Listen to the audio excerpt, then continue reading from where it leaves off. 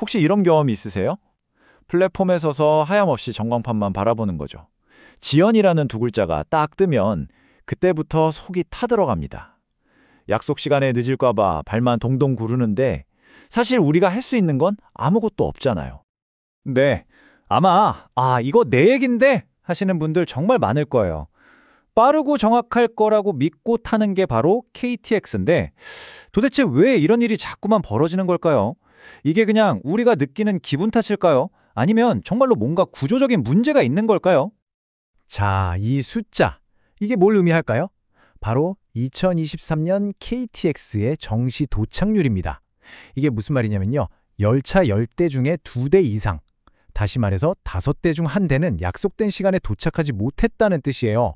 우리가 느꼈던 그 답답함이 그냥 기분 탓이 아니라는 게 여기서 딱 드러나는 거죠. 그럼 이게 얼마나 심각한 건지 데이터를 한번 직접 보시죠. 철도의 생명이라고 할 수 있는 정시성이 지금 얼마나 흔들리고 있는지 말이에요. 보세요. 2020년에는 92.4%였어요. 꽤 높았죠? 그런데 불과 3년 만에 79.1%까지 정말 뚝 떨어졌습니다. 이건 이제 지연이 어쩌다 한 번 있는 특별한 일이 아니라 거의 일상이 되어가고 있다는 아주 강력한 신호라고 할 수 있습니다. 아니 그럼 우리나라 기준이 너무 널널한 거 아니야? 이렇게 생각하실 수도 있는데요. 사실 KTX는 5분 이내 지연까지는 정시 도착으로 보거든요. 이게 다른 여러 나라랑 비교해서 특별히 느슨한 기준은 아니에요.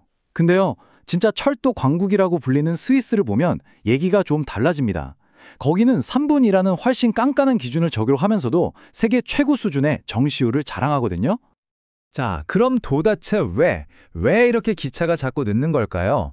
그 핵심 원인을 파헤치려면요, 아주 작은 문제 하나가 어떻게 전체 철도망을 마비시키는지 그 메커니즘부터 알아야 합니다. 바로 연쇄지연이라는 개념인데요. 이게 뭐냐면 마치 도미노가 우르르 쓰러지는 것처럼, 아니면 고속도로에서 사고 한 번 나면 뒤에 차들이 끝없이 밀리는 거랑 똑같다고 보시면 돼요. 맨 앞에 가는 열차 하나에 작은 문제가 생겼을 뿐인데 그 뒤를 따르는 모든 열차에 영향을 줘서 지연이 눈덩이처럼 불어나는 거죠. 그러면 이 연쇄 지연을 일으키는 첫 번째 도미노, 그 시작은 대체 뭘까요? 원인은 크게 4가지 정도로 나눠볼 수 있어요. 우리 승객들 때문에 생기는 문제도 있고요. 선로나 신호 같은 시설 문제, 또 열차 자체의 결함, 그리고 날씨나 갑작스러운 사고처럼 예측하기 어려운 외부 요인도 있죠.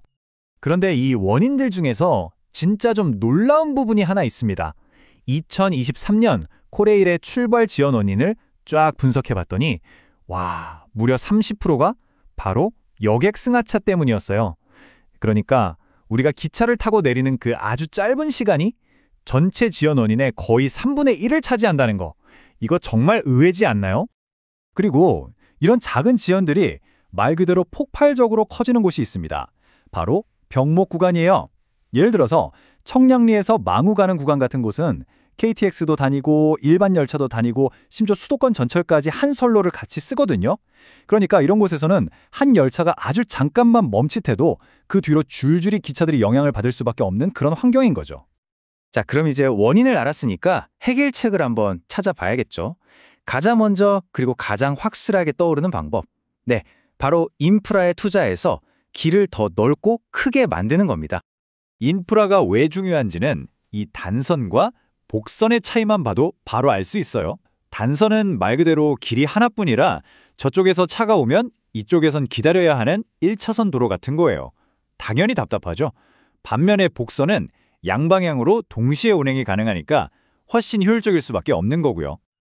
그래서 나오는 해결책들이 바로 이런 것들입니다. 가장 확실한 건 평택5선 구간처럼 아예 선로를 하나 더 깔아서 이복선, 그러니까 왕복 4차선 도로처럼 만드는 거죠. 근데 이게 돈이랑 시간이 엄청 들잖아요. 그래서 그게 좀 어렵다면 단선 구간 중간중간에 열차가 잠시 비켜설 수 있는 공간, 대피선을 만드는 방법도 있고요.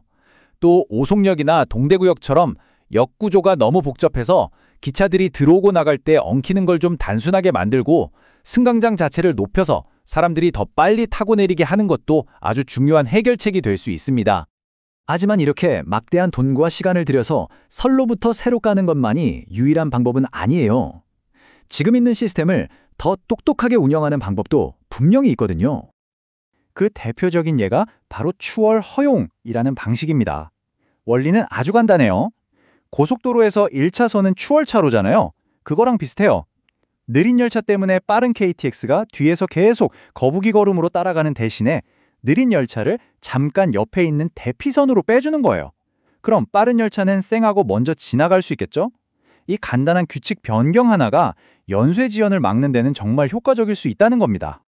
이런 운영의 혁신은 여러 방향으로 생각해 볼 수 있어요. 처음부터 시간표를 너무 빡빡하게 짜지 말고 실제 운행 시간을 반영해서 좀 더 현실적으로 만드는 거죠. 그리고 최신 기술을 이용해서 열차 운행을 실시간으로 관제하고 최적화하는 것도 중요하고요. 방금 말씀드린 추월 허용처럼 규칙을 좀 더 유연하게 바꾸고 정비나 보수 때문에 운행에 차질이 생기지 않도록 스케줄을 잘 짜는 것까지. 이 모든 게 하드웨어를 바꾸지 않고 소프트웨어를 업그레이드하는 아주 스마트한 방법들이라고 할 수 있겠습니다. 결국 오늘 우리가 나눈 이 모든 이야기는 이 한 문장으로 정리할 수 있을 것 같아요. 정시성이란 단순히 제 시간에 도착하는 게 아니라 예측하지 못한 문제가 생겼을 때 그걸 스스로 극복하고 빠르게 회복할 수 있는 그런 탄력적인 철도망을 만드는 것이다. 바로 이겁니다. 그래서 마지막으로 여러분께 이 질문을 한번 던져봅니다. 우리가 완벽한 정시성을 위해서 막대한 비용을 들여서 더 크고 넓게 인프라를 확장하는 길로 가야 할까요? 아니면 창의적이고 스마트한 운영 방식으로 지금 있는 시스템의 효율을 끝까지 끌어올리는 길을 선택해야 할까요? 우리의 철도는 과연 어떤 미래로 나아가야 할까요?